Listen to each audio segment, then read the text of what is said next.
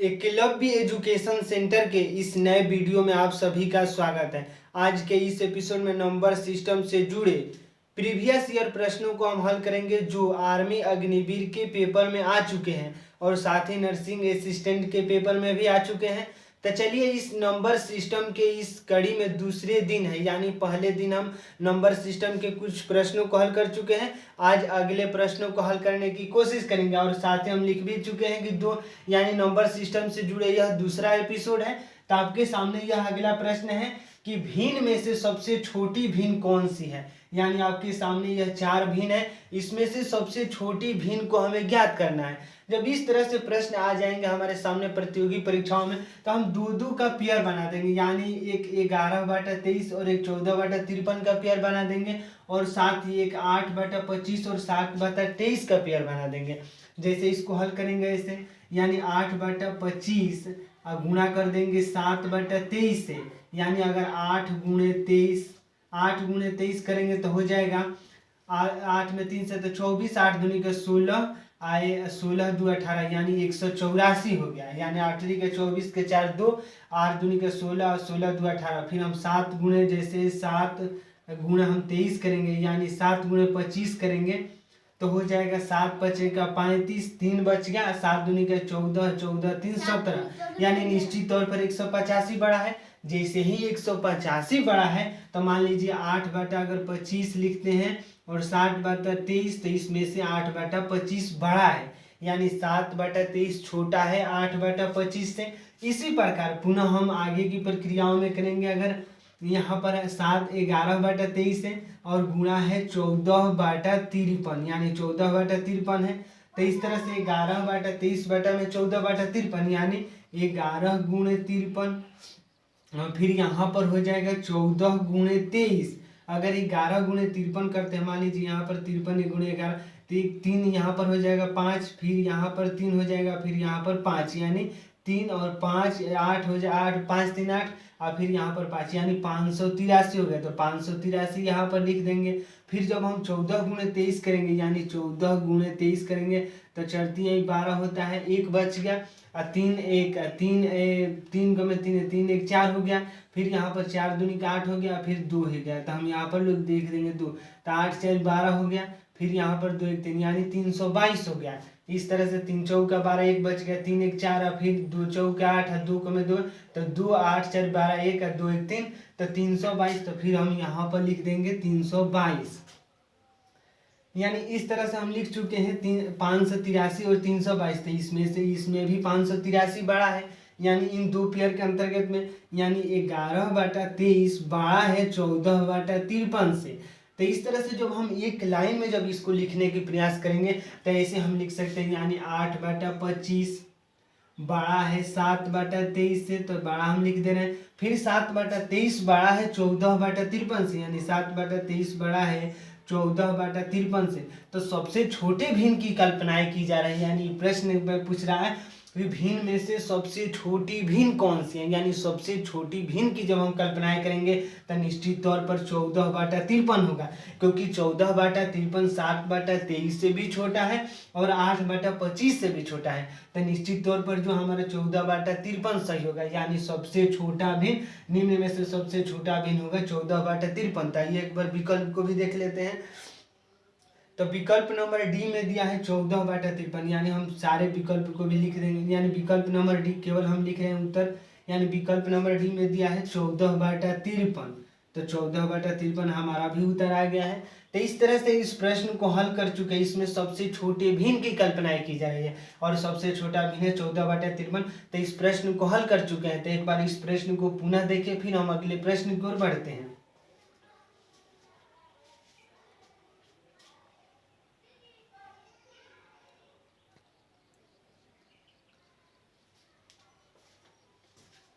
अब आपके सामने अगला प्रश्न है कि 0.3467, यानी 0.3467, यानी हम डायरेक्ट 3467 नहीं कह सकते हैं, तो हम कह सकते हैं 0.346167 है।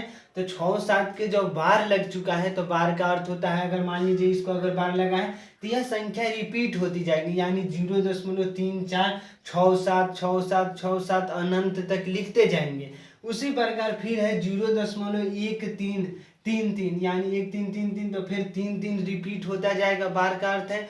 तो इस तरह से इसका मान क्या होगा, यानी इन दोनों को हम जोड़ेंगे तो हमें मान ज्ञात करना है। तो एक बार आइए विकल्प को भी लिख लेते हैं ताकि ठीक रहेगा। यानी पहला विकल्प में दिया है 0.48, 0.48। फिर विकल्प नंबर बी में दिया है 0.4801, 0.4801 और 01 पर बार लग चुका है। फिर आगे की विकल्प की बातें करेंगे तो विकल्प नंबर सी में दिया है 0.48 के ऊपर बार, यानी 0.48 और बार है तो हम लगा देते हैं बार। फिर आगे दिया है विकल्प नंबर डी में 0.48 यानी 0.48 और 8 पर बार है।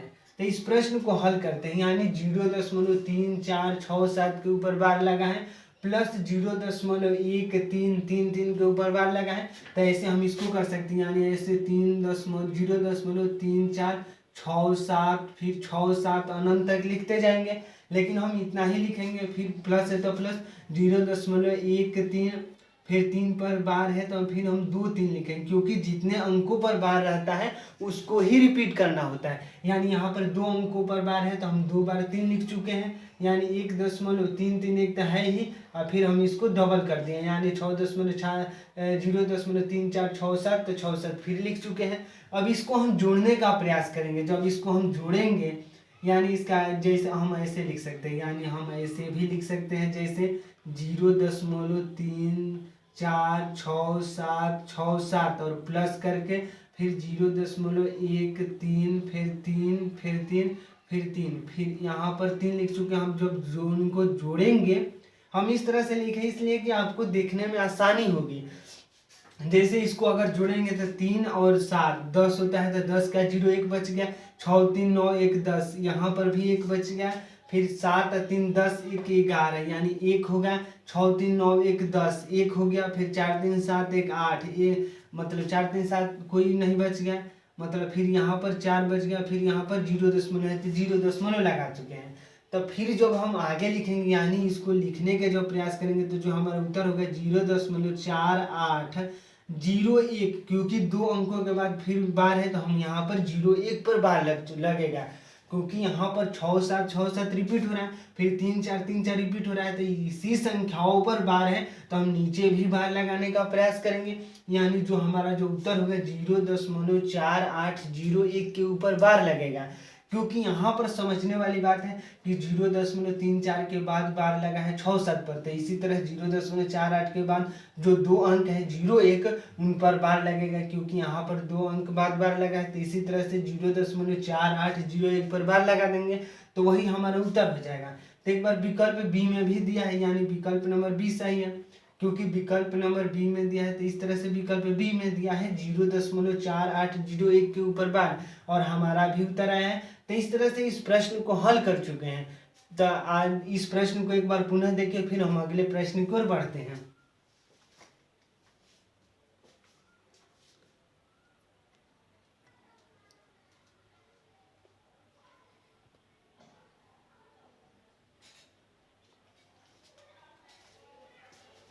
अब आपके सामने अगला प्रश्न है कि यदि 2 संख्याएं 4:7 के अनुपात में है और उनके घनों का योग 4,70,000 यानी 4,07,000 है, तो बड़ी संख्या क्या होगी। यानी हमें बड़ी संख्या ज्ञात करना है जब 2 संख्याओं का हमें अनुपात दे चुका है। यानी मान लेते हैं कि वह संख्या यानी 2 संख्याओं का अनुपात 4:7 में है। मान लेते हैं कि संख्या मान लेते हैं कि x है। अगर इन संख्याओं के अनुपात में हम अगर x से गुणा कर देते हैं तो हमें पहली संख्या मिल जाती है, यानी सबसे छोटी संख्या 4 है और बड़ी संख्या 7 है। मान लीजिए अगर 4 में x से गुणा कर देते हैं तो हमें छोटी संख्या प्राप्त होती है, और 4 में और 7 में x से गुणा कर देते हैं तो हमें बड़ी संख्या प्राप्त होती है। तो इस तरह से प्रश्न पूछ रहा है कि यदि 2 संख्या 4:7 के अनुपात में उनके घनों का योग 4,07,000 है, यानी 4,07,000 है, तो बड़ी संख्या क्या होगी। यानी हमें बड़ी संख्या ज्ञात करना है।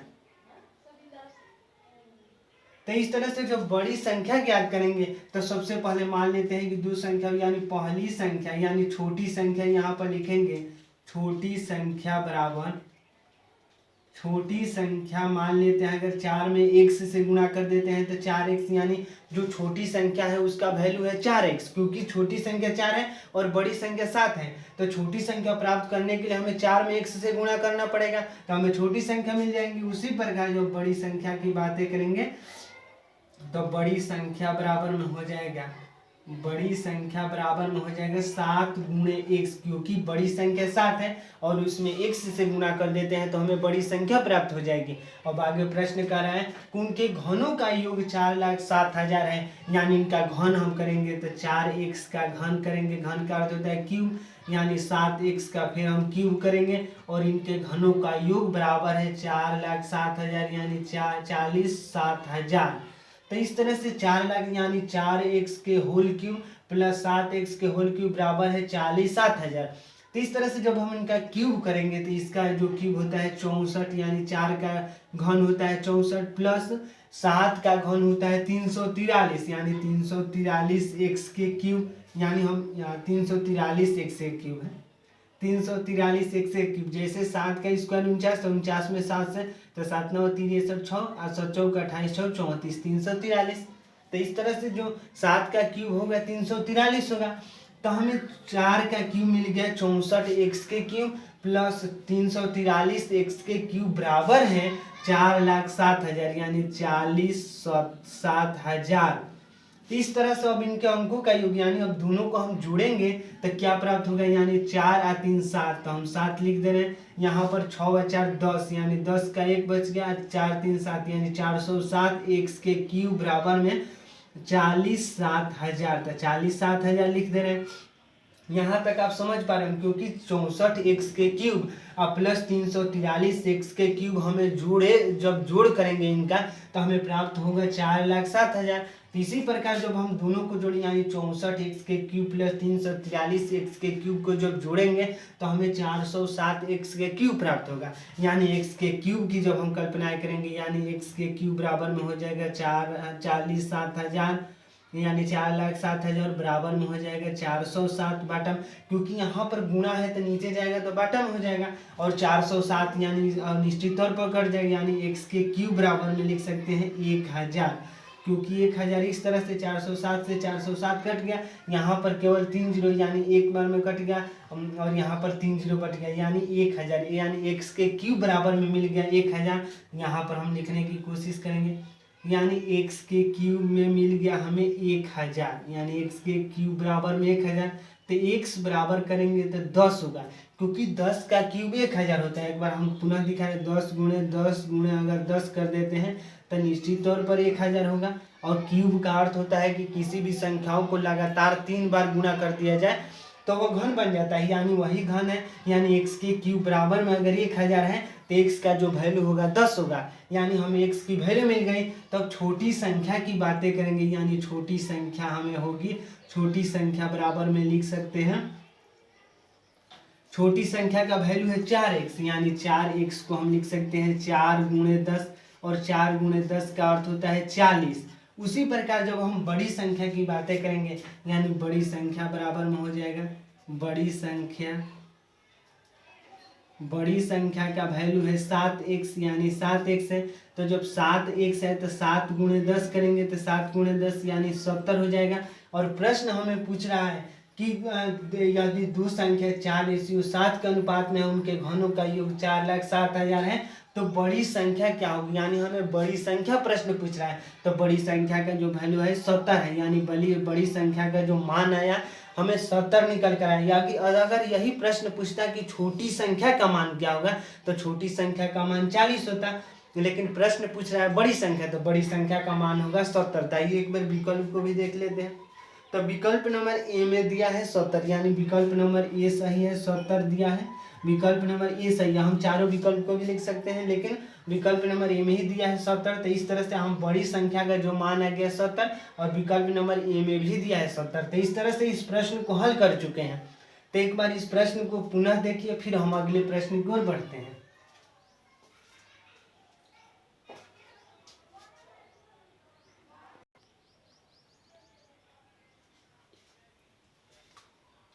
अब आपके सामने अगला प्रश्न है, और यह प्रश्न बेहद ही महत्वपूर्ण है, क्योंकि तमाम प्रतियोगी परीक्षाओं में इस तरह से प्रश्न निश्चित तौर पर पूछे जाते हैं। तो यह प्रश्न करें कि भाजक भागफल का 24 गुना है, यानी जो भाजक है भागफल का 24 गुना है और शेष 3 गुना है, यानी जो शेषफल है वह 3 गुना है। इस तरह से भागफल का 3 गुना शेषफल है और जबकि भाजक भागफल का 24 गुना है। यदि भागफल 18 हो तो भाज्य क्या होगा, यानी भागफल का हमें वैल्यू दे चुका है। तो इस तरह से एक बहुत ही महत्वपूर्ण जो सिंपल क्राइटेरिया है इस प्रश्न को हल करने के लिए, जैसे हमें मालूम होता है कि भाजक बराबर में होता है, यहाँ पर भाजक बराबर में ऐसे हम मान लीजिए भाग का हम चिन्ह बना देंगे तो यहाँ पर भाज्य होता है, यहाँ पर भाज्य होता है।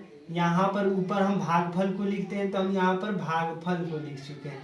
मान लीजिए यहाँ पर भागफल है और यहाँ पर अंदर भाज्य है और यहाँ पर हमें शेषफल प्राप्त होता है, यानी जो भाग दे देते हैं इसका शेषफल हमें यहाँ प्राप्त होता है। जब हम भाज्य की बातें करते हैं, यानी यही क्राइटेरिया, यानी यही जो सूत्र है, इसको आपको ध्यान में रखना बेहद ही जरूरी है। जब भाज्य की कल्पनाएं हो रही हैं तो भाज्य बराबर में लिख सकते हैं, भाज्य बराबर होता है भाजक गुणे भागफल प्लस शेषफल, यानी भाजक गुणे भागफल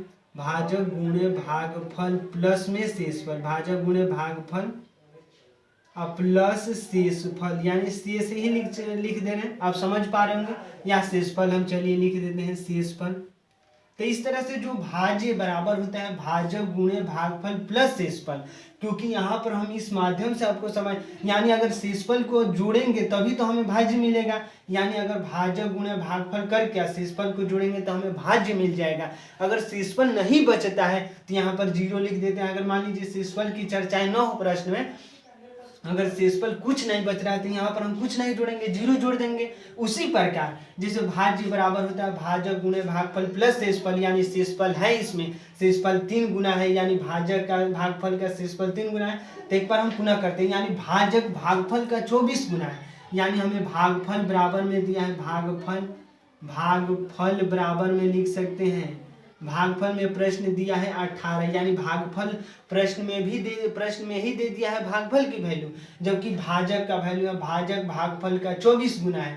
यानी जब हम भाजक की कल्पनाएं करते हैं तो भाजक जो है भागफल का 24 गुना है, यानी 18 गुणे 24 कर देंगे, क्योंकि भाजक जो है भागफल का 24 गुना है और 24 गुना का अर्थ है कि 24 इसमें गुणा कर देंगे तो 18 गुणे 24, भाजक बराबर 18 गुणे 24 है। इसी को समझना बेहद ही जरूरी है। इसके बाद तो प्रश्न हम आसानी से कर सकते हैं, लेकिन सबसे महत्वपूर्ण है कि भागफल हमें 18 दिया है, इसके बाद भाजक भागफल का 24 गुना है, यानी जो भाजक है भागफल का 24 गुना है, जो भागफल का 24 गुना है तो 18 गुणे 24 कर देंगे। उसी प्रकार शेष 3 गुना है, यानी जो शेषफल है भागफल का 3 गुना है, यानी हम शेषफल की जब बातें करेंगे तो शेषफल बराबर में हो जाएगा, शेषफल बराबर में 18 तिया का 54 होता है तो 54 लिख दे रहे, क्योंकि जो शेषफल है भागफल का 3 गुना है। तो उसी प्रकार भाजक भागफल शेषफल हमें प्राप्त हो गया। तो भाज्य बराबर हमें सूत्र भी लिख चुके हैं, तो भाज्य बराबर में यहाँ लिख सकते हैं,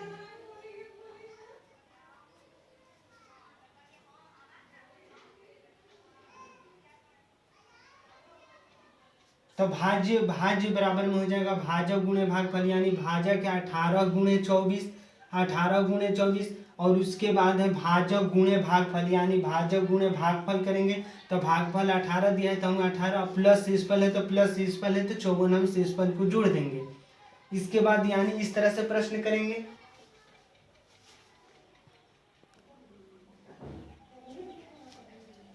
यानी जो भाज्य बराबर है भाजक गुणे भागफल प्लस शेषफल, यानी भाजक हमें भागफल मालूम है 18, तो भाजक गुणे भागफल प्लस शेषफल, यानी 18 गुणे जब 24 करेंगे तो 18 गुणे 24 करेंगे तो हो जाएगा 8 चौका 32, 3 बच गया और फिर यहाँ पर 4 और 3 7 हो गया 72, फिर 8 दूनी का 16, 1 और 2 3, यानी हो जाएगा 2 और यहाँ पर 7 और 6 13, 1 बच गया, यहाँ पर 432, तो 432 लिख देंगे।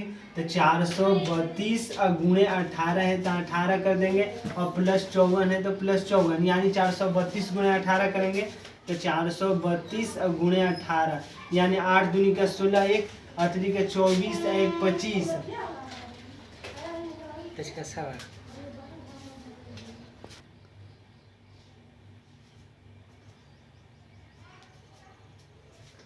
यानी 432 गुणे जब 18 करेंगे तो 8 दूनी का 16, 1 बच गया, 3 का 24, 25, फिर 2 बच गया, 8 चौक का 32 और 2 34, यानी यहाँ पर 34 हो गया। फिर एक यहाँ पर 2, फिर यहाँ पर 3, फिर यहाँ पर 4, तो हो जाएगा 6, 5 2 7, यहाँ पर 4 3 7 और फिर हो जाएगा 4 3 7, यानी 7776, यानी बराबर में लिख सकते हैं 7776 प्लस में 54। एक बार हम इसको पुनः हटा दे रहे हैं, यानी 7776 प्लस 54, यानी जब हम इसको जोड़ेंगे अगर तो हो जाएगा 6 4 10, 1 बच गया, और 7 5 12, 1 13 हो गया, फिर यहाँ पर 8 हो जाएगा, और फिर यहाँ पर हो जाएगा 7, यानी 7830 हो गया। 6 4 10 1, 7 5 12, 1 13, यहाँ पर हो जाएगा 7 1 8 और 7830। आइए एक बार विकल्प को भी देख लेते हैं। यानी विकल्प नंबर ए में दिया है 7830, यानी विकल्प नंबर ए में दिया है 7830 और हमारा भी उत्तर आ चुका है 7830, यानी भाज्य बराबर भाजक गुणे भागफल प्लस शेषफल होता है। इसी का माध्यम से कर सकते हैं, लेकिन हमें यहीं पर महत्वपूर्ण है इसका 24 गुना है या शेष 3 गुना है, इसको समझना। तो इस तरह से इस प्रश्न को हल कर चुके हैं। उत्तर होगा 7830, यानी 7830, और विकल्प नंबर ए सही है। तो इस प्रश्न को एक बार पुनः देखिए, फिर हम अगले प्रश्न की ओर बढ़ते हैं।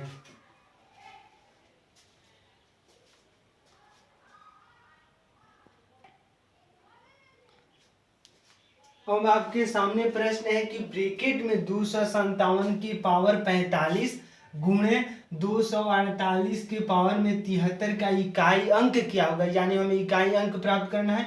जब इस तरह से प्रश्न आ जाएंगे तो हम पावर करते जाएंगे तो काफी समय लग सकता है, और प्रतियोगी परीक्षाओं में इस तरह से प्रश्न के लिए मात्र 30 से 50 सेकेंड के समय मिलते हैं।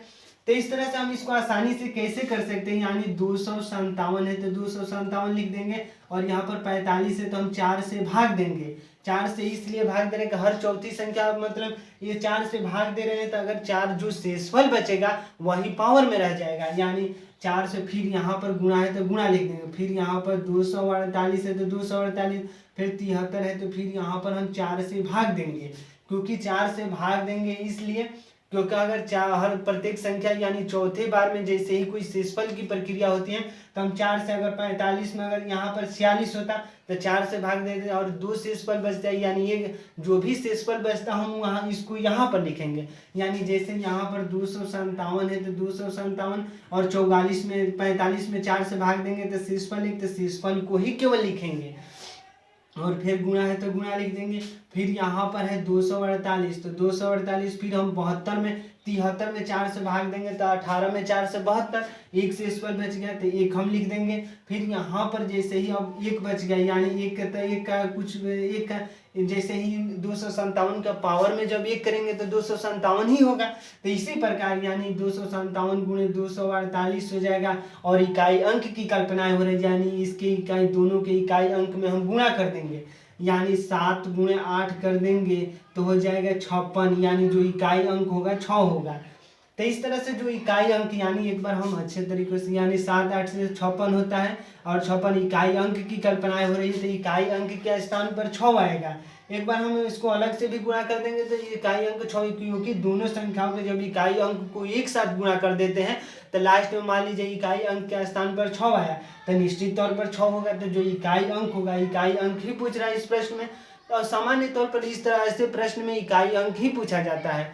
तो इस तरह से इकाई अंक जो 6 होगा। तो आइए एक बार विकल्प को देख लेते हैं, और विकल्प नंबर डी में दिया है, यानी विकल्प नंबर डी में दिया है 6, और हमारा भी उत्तर आ चुका है 6। तो इस तरह से इस प्रश्न को हल कर चुके हैं, और यह बेहद ही महत्वपूर्ण प्रश्न है, क्योंकि इस तरह से जो प्रश्न आते हैं, मान लीजिए अगर गुणा करते जाए और पावर को करते जाए तो काफी समय लग सकता है। तो इस तरह से इस प्रश्न को हल कर चुका है, जो उसका उत्तर होगा 6 होगा।